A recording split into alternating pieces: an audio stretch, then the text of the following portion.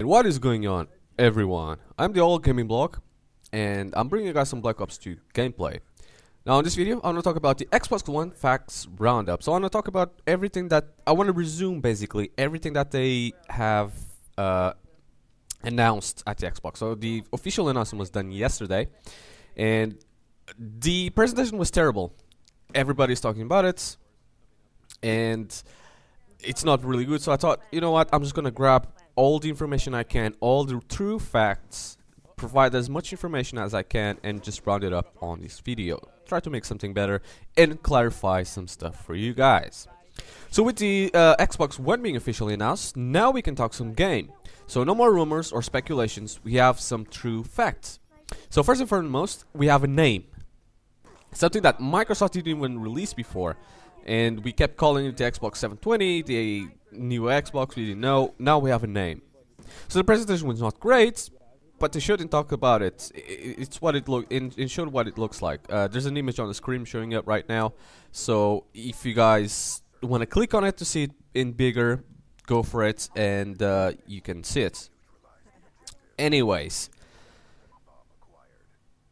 soon after after the image was, after the Xbox was actually revealed, everybody started calling it a VCR, and it was trending on Twitter, Xbox One and VCR, because that's what it looks like. I will ask, who cares? But clearly people care what it looks like. I personally don't, but perhaps it wasn't such a good idea to actually show what it looks like so soon. That's why Sony kind of kept that away, because it clearly doesn't look very good. It's not even it's a rectangle basically. It's not even a box. It's just, it doesn't look very good. You can guys check out the image and see it for yourselves.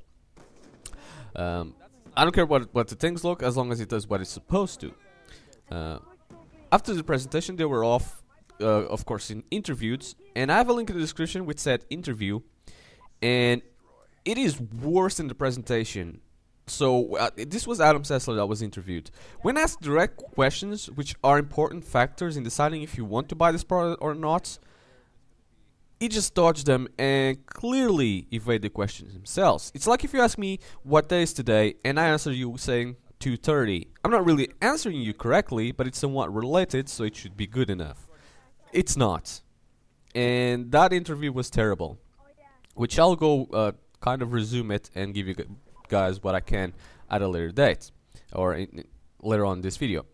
Well, let me start somewhere. I have to start somewhere with this, so let me start off by the specs of the console. So there's not that much that we know about the specs, but we do know something about it. So we know it's going to have an 8-core CPU, a 64-bit system with 500 gigabytes of hard drive. It's going to have 8 gigabytes of RAM. It's going to have USB 3.0. It's going to have direct Wi-Fi. They're finally going to introduce a Blu-ray drive. It's going to have HDMI in and out. Correct? So what is that exactly? I'll tell you guys at a later date. So this is the official specs that we have right now. And again, we don't know much. We don't know much about it. And Xbox One will not be backwards compatible with Xbox 360 games. There's going to be another link in the description where you guys can read more about this, because I'm going to leave as many links as I can, just so you guys can see that it is official and it's said. I'm not making this up, or my sources aren't unreliable. The sources is in the description where you can read all about it. So the system is based on a different core architecture, so backwards compatibility doesn't really work. It doesn't really surprise me. They're not gonna bring. They didn't brought backwards compatibility on the PS3 for the PS2, and they're not gonna bring it for the PS4 to any from previous. It only makes sense.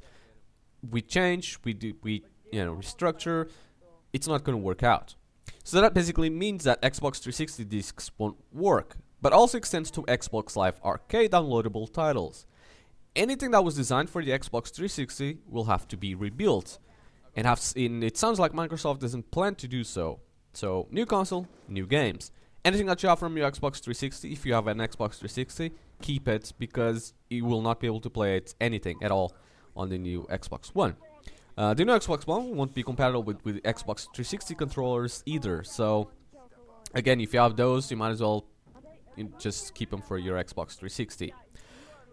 Regarding the pre-owned games and single use of a game, which seems to be a big concern of a lot of people. Here's how the system works. When you buy an Xbox One game, you'll get a unique code that you enter when you install that game. You'll have to connect to the internet in order to authorize that code, and the code can only be used once. Once you use it, that game will be linked to your Xbox Live account.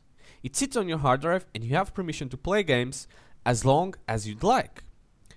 Other users on that console will be able to play that games as well, so you don't need to buy multiple games per family member. What this basically translates to, you buy a game, it'll be linked to your account and your console, so other people can play games on your console using their accounts, but they won't be able to do it with their accounts. But what if you want to bring a game disc to a friend's house and play there? Well, you'll have to pay a fee, and not just some sort of activation fee, but the actual price of that game. So in order to use a game's code on a friend's account, think of it like a new game, right? What you can do is log in with your account on your Xbox, on your friend's Xbox One, and play all your games there. So the games can travel with your account and are binded by it. You can't, however, bring your game and put it on your friend's account. You gotta use yours. But that doesn't mean used games are dead. You'll be able to sell your Xbox One games online. We're assuming that once you're done with the game, you can trade the code online and it will be erased from your machine. Microsoft seems to be interested, however, in creating some game trade services over Xbox Live, allowing users to sell their Xbox One games off their Xbox Live account to another Xbox Live account. This could kill some used game services from GameStop, Redbox, Best Buy, and more. It seems like an interesting concept if you're really not selling your used games, just digitally trading away your license for the game. The traditional concept of used games certainly seems dead with Xbox One. Basically meaning that you're just not really, instead of using a third party, like usually if you want to trade in a game, you go to GameStop, you're not going to need that anymore. You can just do it from your Xbox Live directly, which is a better system, gives money to the creators, gives money to the console, and eliminates third parties which are greedy and unnecessary. I agree with this.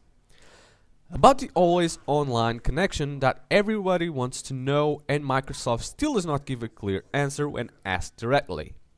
Is this going to require an internet connection that is always online or not? When asked this question, this is what Adam Sessler's answer was.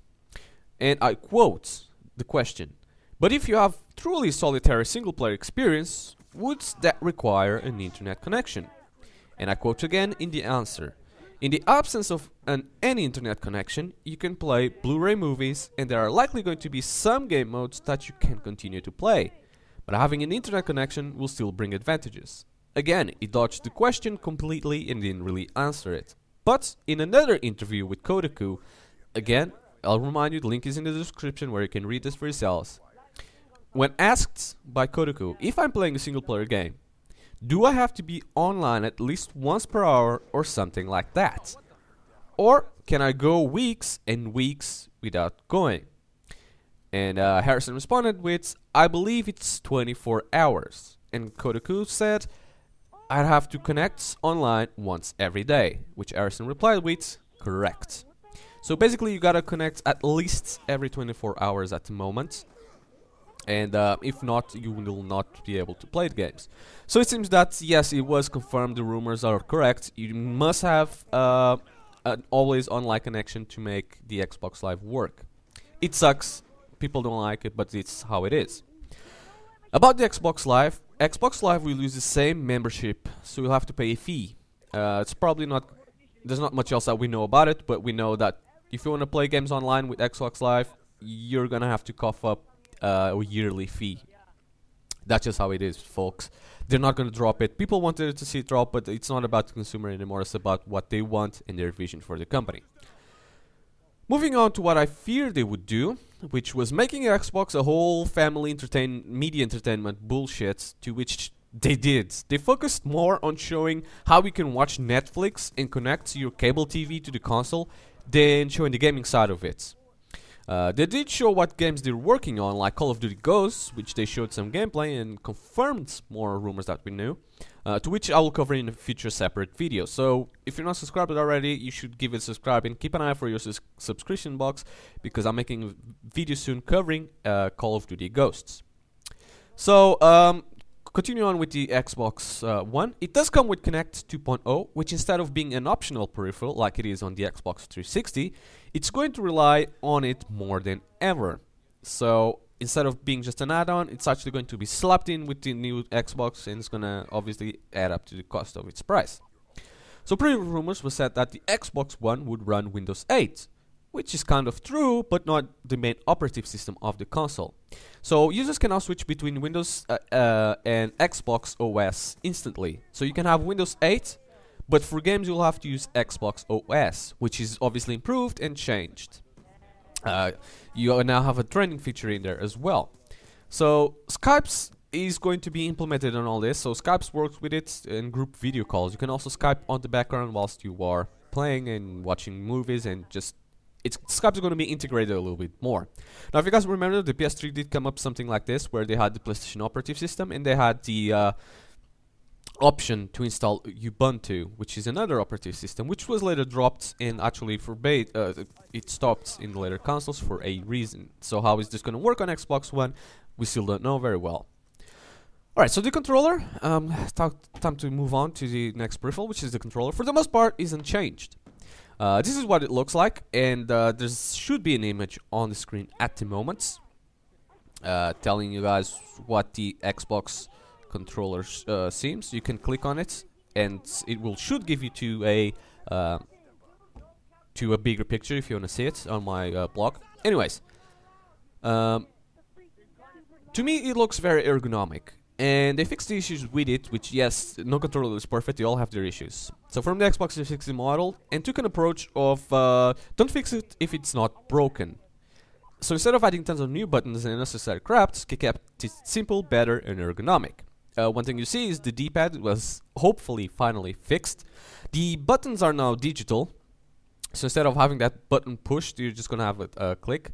The analog sticks were also changed, and so were the triggers. They're not as long as they were before, but they're still very nice. Let's move on to the games, which I will talk a little bit. There's 50 new exclusive games coming with the console, 8 new IPs, and the list will be in the description of all the games that are gonna come out with it. And so I don't try to fit too much in this video, make it extra long. I will separate. I'll make another video with just the games in mind. This is just for the console itself and what it features. So the launch date is later this year. We still don't have a definite launch date.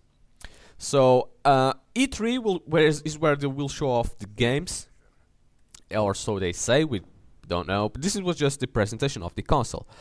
They will focus all their gaming power on their consoles at E3. They will definitely show you a little bit more, and most likely going to evade questions and just not be objective and just tell you, you know, this is a console, that's the game, and if you want to know all our bad decisions, you're not really going to know much.